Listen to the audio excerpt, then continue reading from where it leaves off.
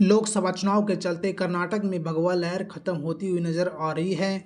इसी बीच भाजपा के दिग्गज नेता पार्टी का साथ छोड़ने पर तुले हुए हैं। कर्नाटक में बीजेपी ने लोकसभा चुनाव में हमेशा से ही शानदार प्रदर्शन किया है।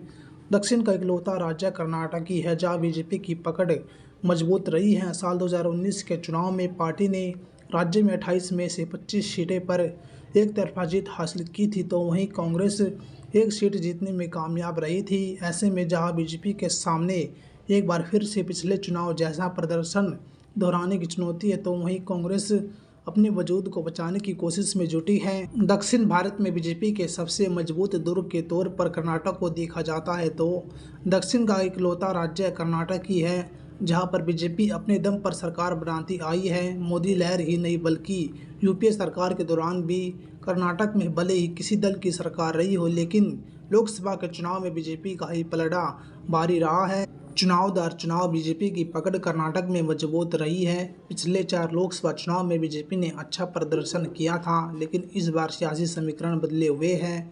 बीजेपी को पिछले प्रदर्शन को दोहराने की चुनौती है, तो कांग्रेस के लिए अपने सियासी वजूद बनाए रखने की टेंशन में है। इस बार के चुनाव में बीजेपी सत्ता से बाहर है, लेकिन जेडीएस के साथ मिलकर चुनावी मैदान में उतरी है। प्रदेश की सत्ता पर काबिज कांग्रेस 2019 के लोकसभा चुनाव में अब तक के सबसे खराब प्रदर्शन का घाव नहीं भर पाई है। महज एक सांसद वाली कांग्रेस के लिए यह अस्तित्व की लड़ाई है।